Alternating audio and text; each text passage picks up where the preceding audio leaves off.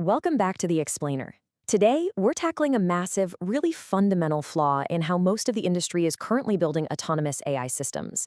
We're going to look at exactly why autonomous AI work simply cannot depend on the lifetime of an individual agent, a chat session, or even a single execution runner. The core argument we are making today is incredibly simple, but absolutely critical. An agent is ephemeral. The work must not be. I want you to start by considering a visceral, honestly frustrating reality that I'm sure anyone building with AI agents has experienced. You've got this highly capable agent. It completely understands the context, it's making great progress, it's modifying files, and then suddenly it loses context. Or it hits a rate limit right in the middle of a task. Or maybe your browser tab just refreshes. The session dies, and with it, the entire understanding of what was being done and what happens next just completely vanishes. Now, the industry reflex is usually to try and build bigger context windows, but trying to keep the agent alive is simply the wrong architectural approach. To really ground this problem in reality, let's look at what actually happened on August 6, 2026. A major GitHub Actions and Pages outage hit the GhostMesh architecture. Webhooks were throttled, runner capacity was severely constrained, and jobs just completely stalled out.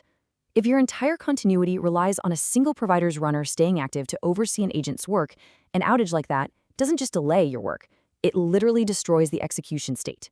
It proves that even the most intelligent system fails if it relies on a single, uninterrupted provider runtime. So here is our roadmap for the briefing today. We'll move systematically from the cost of ephemeral agents right into the architectural inversion required to fix it, how to externalize state, verifiable receipts, sovereign execution, and finally, the next big challenge, governance.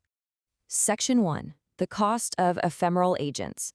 Why intelligence cannot be the system of record.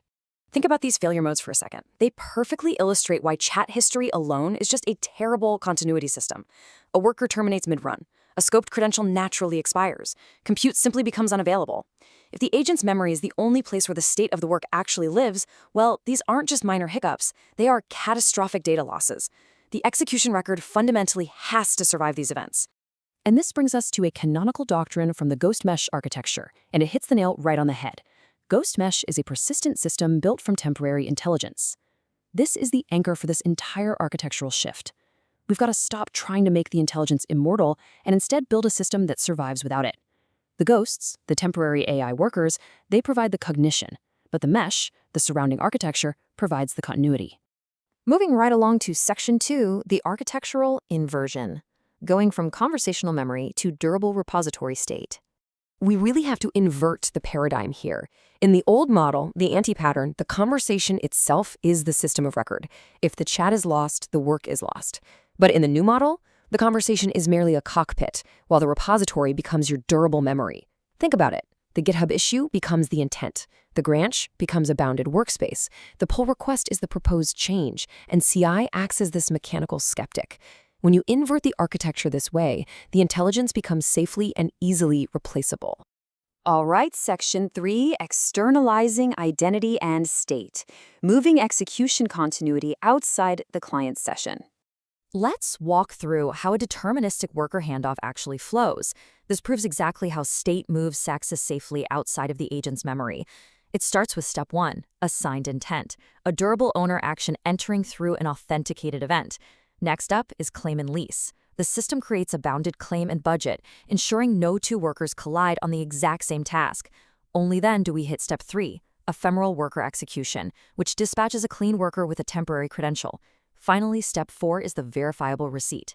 The worker validates the result, emits the evidence, and gracefully disappears. You really have to treat this like an architecture log briefing. Pinging an agent with an @ mention in a chat, that's not execution evidence. Elapsed time is not execution evidence. The durable execution record is the authoritative state, not the chatbot client. We need explicit, deterministic states, things like queued, claimed, running, or blocked _ provider. If a mobile relay loses its connection, the state drops to paused, client disconnected. The user is never left wondering if a command was silently dropped because the execution record always tells the absolute truth. Section 4, verifiable receipts and resumption. Proving execution and allowing for safe recovery. Let's be real, a completion statement from an AI is not proof. An agent just saying, "Hey, I fixed the bug," is practically useless for systemic continuity. Instead, an execution receipt preserves explicit hard data. We're talking exact commit and branch identity, the exact mutations performed, deterministic test results, current blockers, and whatever the next legal action is. A receipt converts activity into inspectable evidence. It ensures that any new temporary worker picking up the task has verifiable proof of what happened previously without needing to hallucinate or guess the context. So, the absolutely crucial takeaway here is that resuming work is about verifiable evidence. It is fundamentally distinct from trying to impersonate or recreate the prior agent. If a worker dies and there is no receipt detailing what it accomplished, the system must safely fail closed. Unknown paths, missing dependencies, or incomplete evidence must hard stop the execution. We cannot allow the system to degrade silently into corruption. Moving on to Section 5, Sovereign and Provider-Neutral Execution, Surviving Provider Concentration Risk.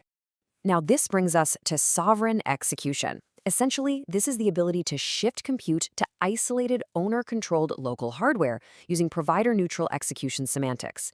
Now, the goal here isn't to totally abandon cloud providers, not at all. It's to ensure that cloud and local workers can seamlessly interchange without making any single runtime authoritative. The operation should execute exactly the same way whether it runs on a hosted runner in the cloud or a local isolated container sitting right on your desk. Because when your execution semantics are provider neutral, losing cloud infrastructure doesn't mean you lose the ability to execute. GitHub can absolutely remain the forge and the durable coordination layer, but the execution semantics must be canonical and provider neutral. From there, you use an independent orchestration path to dispatch that compute onto owner-controlled hardware. Ultimately, no single execution provider should ever be the single canonical representation of a task. Finally, Section 6, the next challenge, governance. The consequences of durable persistence. Durable continuity fundamentally solves the persistence problem. The intelligence, the ghosts can disappear, but the mesh remembers. But solving that actually creates a severe new governance question. Think about it. If work survives the agent and the system can continuously pick up and execute tasks, what exactly is this autonomous worker allowed to cross, mutate, approve, or publish without a human in the loop? Continuity is actually incredibly dangerous unless crossings between trust boundaries are strictly governed. And that provocative challenge leads us directly into our next explainer on high trust crossings. Thanks for joining me on this deep dive. I'll catch you in the next one.